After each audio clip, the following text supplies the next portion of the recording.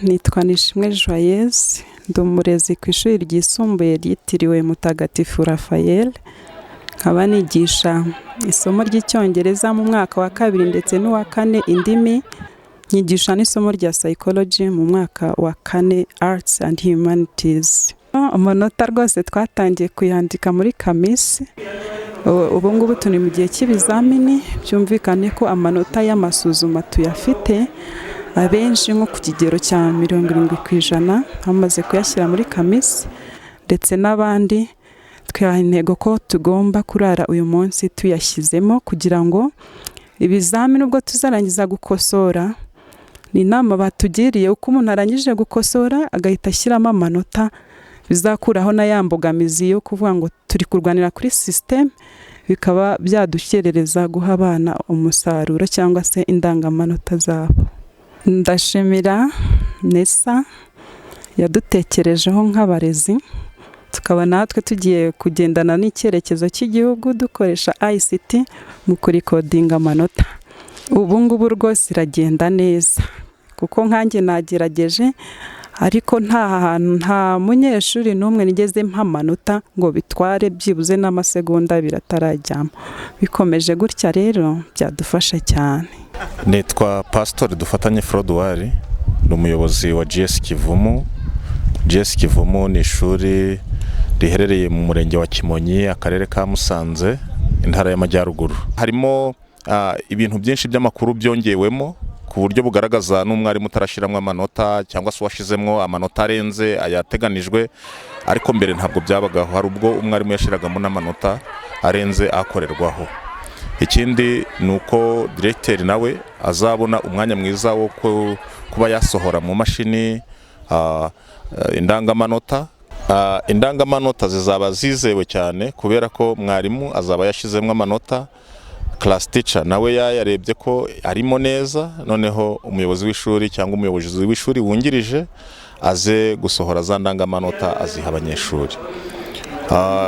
Bimwe mu byifuzo dufite, systeme turabanza kwishima kuko uburyo bayikozemo barayinogeje, yakozwe neza, ariko ku rwego rwa head teacher cyangwa se umuyobozi wungirije ushinzwe amasomo, nta hantu hagaragaza report, progressive report igaragaza uko abarimu aho bageze bashira amanota muri system. Harimo usangamo dashboard, ugasangamo my school, ahantu ushobora kubona abarimu n'amasomo bafite, ariko nta hantu hagaragaza ushobora kubona aho igikorwa kigeze cyo gushira amanota muri system. Rero tukaba twifuza ko ibyo nabyo byazahabwa agaciro cyane ku mwarimu ndetse na class teacher baba babonye aho bigeze. Murakoze. Tugiye gusubira ku bigo by'amashuri, hanyuma dusobanurira abarimu ko system ukora, ndetse tubasobanurire na buri wese n'inshingano afite kugira ngo ari amanota abe yizewe kandi ari muri systeme neza, kugira ngo indangamanota zizasohoka zizabe zimeze neza. Ibi bitarakorwa kugeza uyu munsi kugira ngo amanota abe yajyamo, iyi systeme turi gukora ni version nshya itandukanye niyo twakoreshaga mbere, ku buryo abarimu abenshi turacyakomeza kubasobanurira no kubafasha kugira ngo bafungure ama accounts. Ikikurikiyeho kandi ni ukumenyesha class teacher inshingano ze, kuko twabonye ko harimo kwa approve amanota bamaze gushiramo, ndetse rimwe na rimwe akaba ya rejecting iyo hagaragaye ko hari error yabonetse mu gushira ayo manota muri system. Ubwo rero bakwiriye kubanza kubihugurirwa bakabyerekwa. Twabonye na note bigaragaza cyangwa se guide, biroroshye cyane kugenda tukabisobanura, kandi mu gihe cya vuba mu minsi itarenze 2 amanota agatangira kandikwa. Twari rero mu mahugurwa ya Kamisi, amahugurwa yadusobanuriraga uburyo tugiye kuzashira amanota y'abanyeshuri muri systeme, ndetse kugeza tubonye na birote zabo bagomba gutahana mu mpera z'iki gihembwe cya mbere. Aya mahugurwa rero yaringira akamaro cyane kuko iyi systeme n'ubundi twe dusanzwe tuyikoresha, ariko hari uburyo yagiye hindukwamo, ku buryo twashiragamo amakuru hari ibyagiye bihinduka. Turashimira rero Nesa kuba yarabonye ko bitatworohera kubikora itabigizemo uruhare, ikadutegurira aya mahugurwa. Tukaba twiza rero ko nyuma y'amahugurwa tugiye gufasha abarimu cyane ko bamwe muri bo twari kumwe no mu mahugurwa hari wari wabahagarariye. Tugiye kubafasha uburyo bwo gushyira amanota muri systeme ko twamaze kubisobanukirwa. Hanyuma kandi badufashije no kubona umwarimu uhagarariye buri shuri uzajya udufasha guhuza amanota y'ishuri rye. Ibyo nabyo tukaba turamufasha kumenya inshingano azajya dufasha, kandi tukaba tubona nabikora neza nawe bizatugira umumaro. Bityo bigatuma imbogamizi nyinshi twajyaga duhura nazo z'uko hari igihe amanota agera igihe cyo kuba yamaze kuzura muri kamisi, mbese igihe cyo gutanga birote kikagera tutarabona amanota. Nkaba ntekereza ko bitazongera kubaho. Twizeye ko turi buze gufatanya n'abarimu gushyira amanota muri kamisi bikagenda neza, kandi birote z'igihembwe zikazabonekera igihe. Turagenda dusobanurira abarimu bitarenze uyu munsi uburyo bwo gushyira amanota muri kamisi, cyane cyane ko uyu munsi ari no kuwa gatatu tuba dufite gahunda ya CPD. Turi buze rero gukoresha n'uwo mwanya ku buryo twizera ko bitarenze ejo mu gitondo abarimu bazaba batangiye gushyiramo amanota y'amasuzuma yakozwe mbere, hanyuma bagategereza gushyiramo ay'ibizamini igihe bizaba birangiye, ariko andi baramaze kuyashyiramo. Nitwa Twahirwa Emmanuel, nkaba ndi umurezi ku kigo cya Serafari Rambura kiri mu karere ka Nyabihu. Uyu munsi tukaba twabonanye n'abantu baje kudufasha mu gukoresha kamisi version ya 2. Twaganiye nabo, byagenze neza, badushishikarije ko dushyiramo amanota kandi tukajya tubikora neza kuko nayo bayikosoye ikabigenda neza. Nkurikije uko nabonye bimeze, Nesa yarayivuguruye kandi n'uburyo washiragamo amanota ukabona ntago biri kwihuta kubera ikoranabuhanga bashizemo. Ndabona byaragenze neza. Niturangiza gukora amanota y'igihembwe cya mbere tuzashiramo tukareba ukuntu bireti zazimeze, ariko tugereranije n'uko iya mbere yari iri ntabwo twabimenya neza, ariko ndateka ko bizaba bimeze neza kuko n'ubundi byose bijyanye n'ikoranabuhanga kandi network zikagenda neza tukaba tuzifite. Ubwo ndumva nta kibazo. Ni ukuvuga ngo amanota y'igihembwe cya mbere turi mu bizamini, ubu ngubu nibirangira tuzashiramo. Tekereza ko ntago byatwara nk'icyumweru kuba umuntu yarangije. Nkibona kubona amanota nkosora nshiramo bizahita byihuta nta kibazo. Murakoze. Ndi Padiri Jean Bosco Mugiraneza, nkaba nkorera ubutumwa muri paruwasi ya Rambura, ariko nkaba n'umuyobozi w'iri shuri, urwunge rw'amashuri twisunze Mutagatifu Raphael. Uyu munsi rero twari dufite amahugurwa kuri kamisi verisiyo ya 2, kubera ko habayeho na verisiyo ya mbere. Birumvikana amahugurwa dukoze ku nshuro ya 2.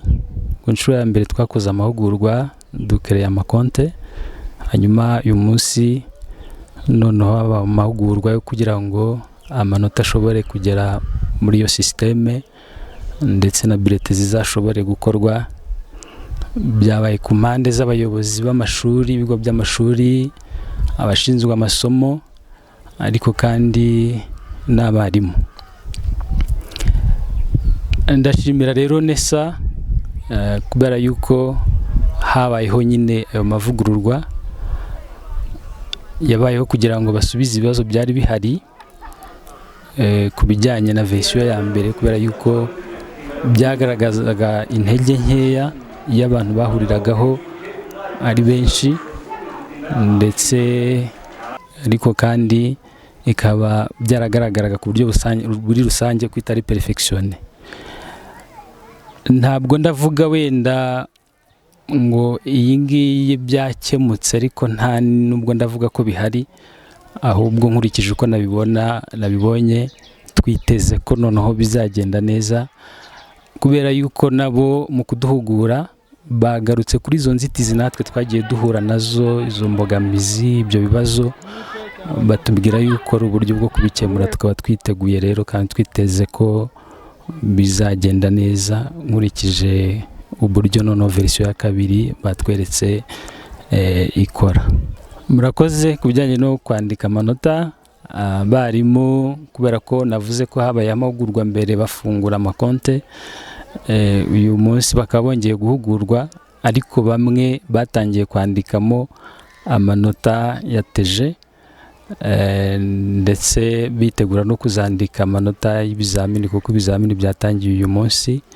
Mu by'ukuri kwandika amanota byaratangiye. Nge ndashima nshima kubera ko batwumvise kandi babonye ibibazo duhura nabyo, abarimu bahura nabyo, bagafata ingamba zo kubikemura kandi bakaba baduha icyizere.